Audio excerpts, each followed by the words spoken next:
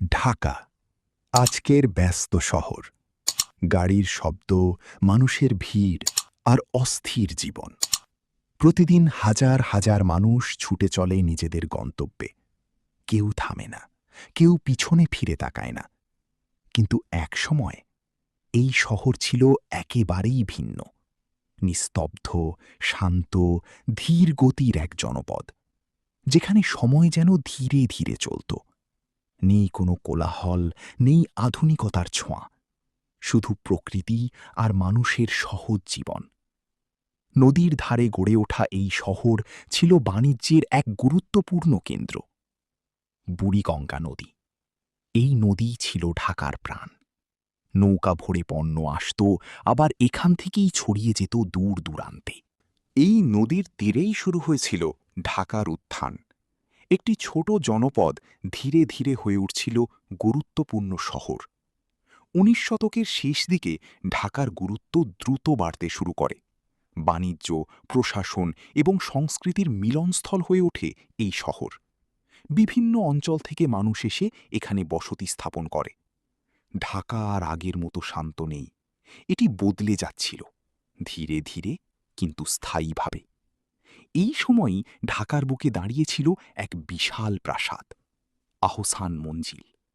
গোলাপি রঙের এই প্রাসাদ ছিল নবাবদের ক্ষমতা ও ঐশ্বর্যের প্রতীক।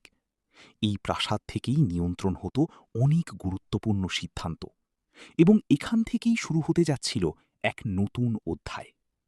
এই নবাব পরিবার থেকেই উঠে আসেন এক প্রভাবশালী নেতা, নবাব খাজা সলিমুল্লাহ। ১৮৭১ সালে জন্ম নেওয়া এই মানুষটি শুধু একজন জমিদার ছিলেন না, তিনি ছিলেন একজন দূরদর্শী নেতা। তার চিন্তা ছিল সময়ের থেকে অনেক এগিয়ে। তিনি বুঝতে পারছিলেন বাংলার ভবিষ্যৎ বদলাতে যাচ্ছে। ১৯০০ সালের দিকে বাংলার রাজনৈতিক পরিস্থিতি ক্রমেই উত্তপ্ত হয়ে উঠছিল। ব্রিটিশ শাসনের বিরুদ্ধে ক্ষোভ বাড়ছিল। মানুষ পরিবর্তন চাইছিল। একটি বড় সিদ্ধান্তের অপেক্ষা চলছিল, যা ইতিহাসকে নতুন পথে নিয়ে যাবে। অবশেষে ১৯০৫ সালে ঘোষণা করা হল বঙ্গভঙ্গ। বাংলা ভাগ হয়ে গেল দুই অংশে, পূর্ব বাংলা এবং পশ্চিম বাংলা। এই সিদ্ধান্তে পুরো ভারত জুড়ে শুরু হল তীব্র প্রতিক্রিয়া। অনেকে এটাকে অন্যায় বলল, রাস্তায় নামল মানুষ, শুরু হল আন্দোলন। কিন্তু সবাই এর বিরোধিতা করেনি। নবাব সলিমুল্লাহ এই সিদ্ধান্তকে সমর্থন করেন। তার মতে এটি ছিল পূর্ব বাংলার মুসলমানদের জন্য একটি বড় সুযোগ। তিনি বিশ্বাস করতেন ঢাকা হয়ে উঠতে পারে একটি শক্তিশালী প্রশাসনিক কেন্দ্র। তার এই অবস্থান তাকে আলাদা করে তোলে। তিনি ছিলেন বাস্তববাদী এবং দূরদর্শী। ঢাকায় রাজনৈতিক আলোচনা বাড়তে থাকে, নতুন নতুন সভা অনুষ্ঠিত হতে থাকে, নেতারা একত্রিত হতে শুরু করেন। ১৯০৬ সালে ঢাকা হয়ে ওঠে ইতিহাসের কেন্দ্রবিন্দু। একটি গুরুত্বপূর্ণ সম্মেলন বসে এই শহরে। সারা ভারত থেকে মুসলিম নেতারা সেখানে উপস্থিত হন। আলোচনা চলতে থাকে ভবিষ্যৎ, অধিকার এবং রাজনীতি নিয়ে।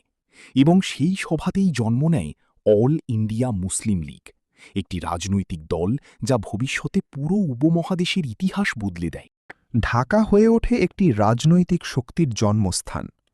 এই সংগঠন ধীরে ধীরে শক্তিশালী হতে থাকে। মুসলিম নেতৃত্ব সংগঠিত হতে শুরু করে। নতুন প্রজন্ম রাজনীতিতে আগ্রহী হয়ে ওঠে। ঢাকা এখন আর শুধু একটি শহর নয়, এটি একটি আন্দোলনের কেন্দ্র। এদিকে শিক্ষা আন্দোলনও জোর পেতে শুরু করে। মানুষ বুঝতে পারে শিক্ষা ছাড়া উন্নয়ন সম্ভব নয়। একটি বিশ্ববিদ্যালয়ের দাবি উঠতে থাকে। নবাব সলিমুল্লাহ এই দাবির অন্যতম সমর্থক ছিলেন। তিনি বিশ্বাস করতেন শিক্ষাই ভবিষ্যৎ গড়ে। তার উদ্যোগে ঢাকায় বিশ্ববিদ্যালয় প্রতিষ্ঠার পরিকল্পনা এগোতে থাকে।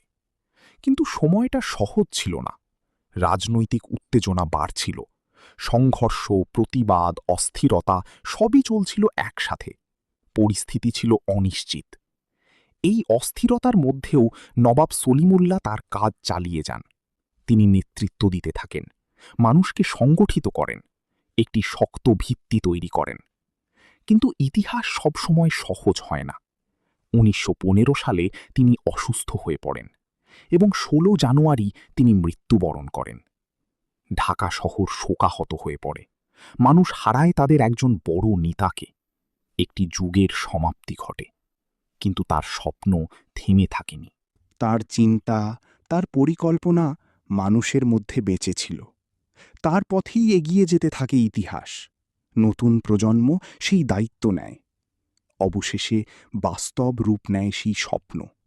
ঢাকা বিশ্ববিদ্যালয়, উচ্চশিক্ষার এক নতুন কেন্দ্র, যা পূর্ব বাংলার ইতিহাস বদলে দেয়।